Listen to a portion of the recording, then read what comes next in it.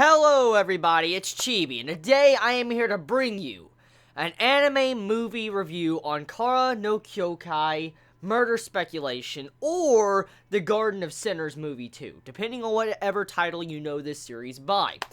So, I'm just gonna say right now, this movie, I love this movie a lot more than the first movie. I'm just going to go on a limb here and say I like this movie a lot more.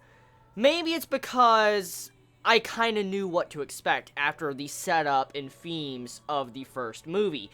With this movie, knowing the actual themes and the vibes and, what to expect with the atmosphere of the series, it made my expectations of this series high. And when I saw this movie, I was, drawn into the beauty. I was. And I was really focusing and keying in on the atmosphere of this movie. I was making sure to pay attention to everything, and when I was doing that, I was appreciating this movie so much more. And it's not just that. This movie, the plot is very intriguing and very compelling. It drags me into where I want to know more about this series. That's something I want to say right now. With the conclusion of this movie, it really makes me want to watch the next movie at this moment. Just right after I get done with this review. That's exactly how it makes me feel, because it is that thought-provoking. It really makes you think. It's a very complicated story, but at the exact same time, the story is very simplistic. And that, in of itself, is very interesting and intriguing, because the plot on paper, if I was to just say the plot, it would sound very boring to probably majority of you. But if you actually look at the characters and the complexity of what is really going on in the series, it is so much more. For instance, let me actually tell you what the plot is about. I mean, you most likely will be with me and say, yeah, that sounds really simplistic. But when you actually watch it, it's an entirely different experience. And even when I say, it will not, justify, what I say with the summary of the plot. It will not make it sound good. But the series is amazing with what it does with that plot. So the plot pretty much is about our main male character, Kokoto, that falls in love with Shiki at first sight. Love at first sight. That's pretty much what it was. And that happens right at the beginning of this movie. Less than 2 to 3 minutes into the movie, we see that. And as the movie progresses, you see the focus of the movie focus on these two characters. Shiki, our main female character, and our main male character, Kokoto. And pretty much, you see to where Kokoto is your average, student in school, and he is just trying to get to know Shiki so much more. He's trying to find out more about her, he's trying to get close to her, trying to make her open up to him, and that pretty much leads to where the plot gets very interesting into the movie.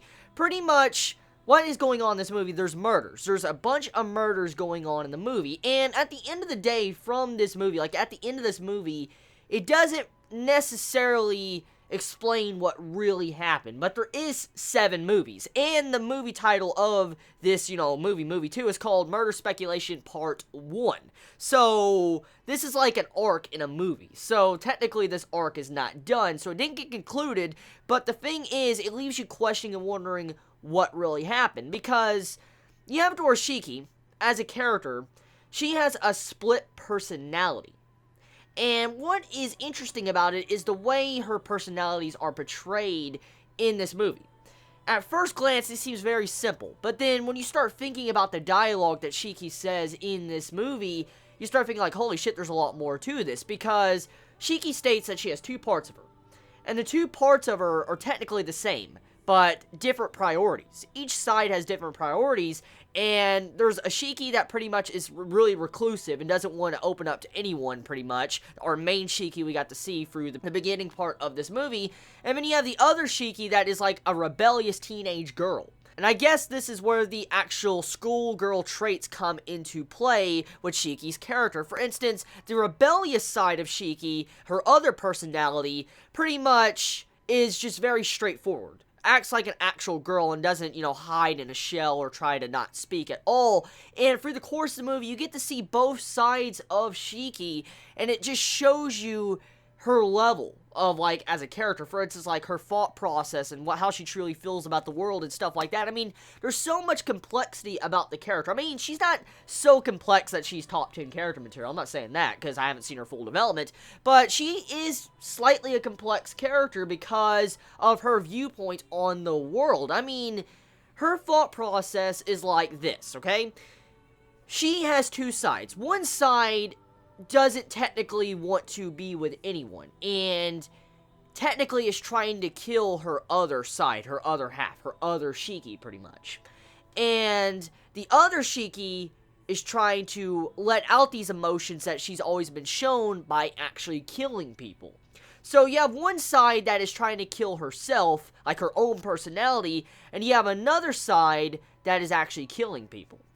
And it's very interesting seeing how this is portrayed in the movie, and it's not really dived into completely and fully explained, but it leaves you there to where you're like, I want to know more. And that is the beauty of this movie. It really is. That is the beauty of the movie, because getting to see the split personality of Shiki, how one moment she seems like a kind, innocent schoolgirl, or just a regular girl, very reclusive, but a regular girl, and then one moment you see it to where she is cutting someone's fucking head off, and you see blood smearing all over her face, and she puts some freaking blood on the ground, on her, like, lips, like lipstick, and I'm like, so, it just, seeing the shifts in her personality got me.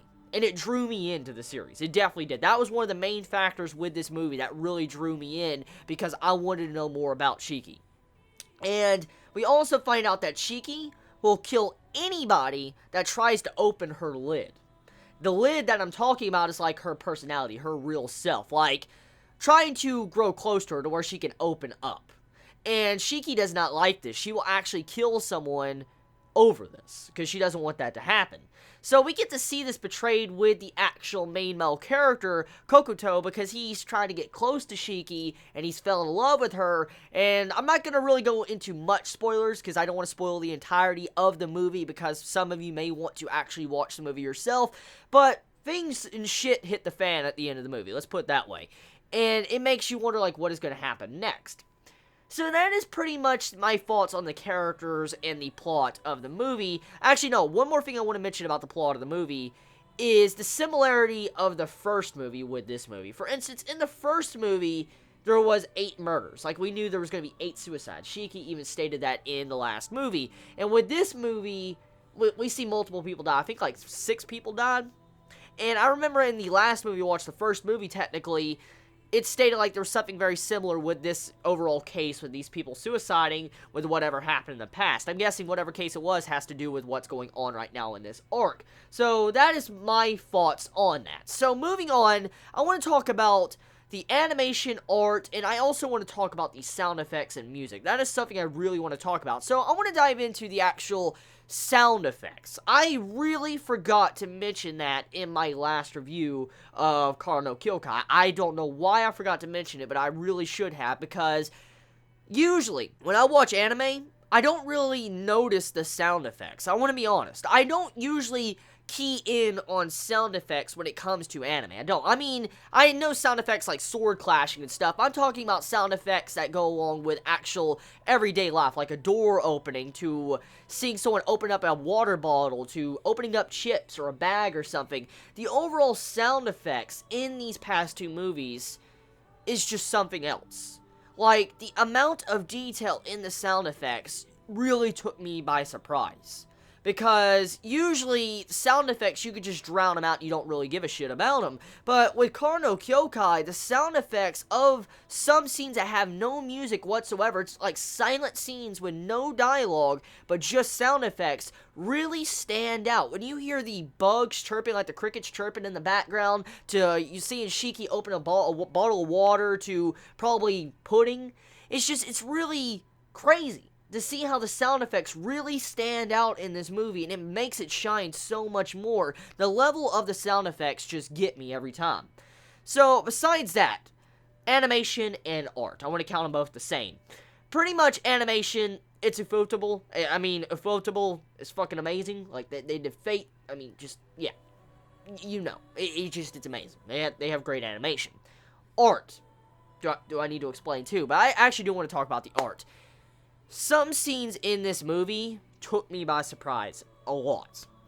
I mean, I don't know technically why I'm surprised, because it's ufotable. I mean, they have fucking crazy animation and art, but there were scenes in this movie that looked so realistic. Like, there was times when I was watching this movie when I would actually pause my movie and I would actually look at the backgrounds and think, is that really art? Or is that just a picture, a photograph of real life structures? Because it's insane. There is art in the background that looks so fucking realistic. You're like, whoa. And that's saying something. Like, the art looks really realistic. Like, you're looking at a real picture of a real background or something. And to see that, it took me also by surprise to see the level of animation. I don't know technically when this movie was made. I don't know if it was made in 2011, 12, 2006. I don't really know when this movie was made. But I know there's 7 movies, and I know for a fact they couldn't pump out all 7 movies in under a year or even 3 years, because judging by the production of this movie and the quality of it, most likely there could only be a movie a year.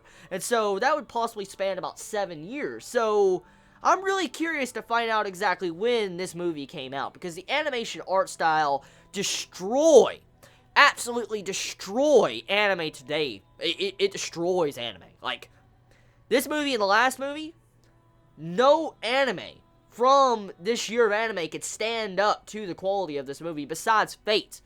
And even then, this movie actually beats Fate in some areas, which is fucking scary. Like, insanely scary. Like, beating Fate. Do I need to say any more? So, I really need to find out when this movie is made. I really, really do. So, music-wise. The music gives this movie an atmosphere, a really good atmosphere. Like, the music is not necessarily kick-ass music towards battle epic music. The music's more of a very dark, atmospheric type music, and that's the stuff that works. Like, the music in this movie, it doesn't play all the time. Like I stated, the sound effects play a bigger role than even the music, but the music pops up at specific scenes that really, really count, like the ending scene with Shiki and Kokuto in the bamboo forest. I'm not going to go into details of that, but pretty much the music only pops out when something really, really happens and shit goes down. That is when the music shines, because it's just so atmospheric and it helps these scenes just so well. I don't know how to describe it. It's a beautiful, beautiful movie. And so, I think I pretty much covered everything I wanted. I mean, the movie overall, I would say, it's an 8.5 out of 10. It's an extremely good movie. It is. I have no issues with it. But it can be a very simplistic movie depending on your viewpoint. But if you actually look at the inner dialogue and the gestures of the characters with the sound effects and stuff, you can actually see the complexity in the movie. But it depends on how deep you're willing to stare at this movie and actually get into this movie. I mean, if you walk in and just think it's an average movie, you most likely won't think this is like an 8.5. You might think it's like a 6 or a 7. But it just depends. So, yeah, I gotta watch the 3rd movie very soon. This was great. So tell me your thoughts. I love you all so much. You have a wonderful day or night wherever you live. Please be safe. Chibi out.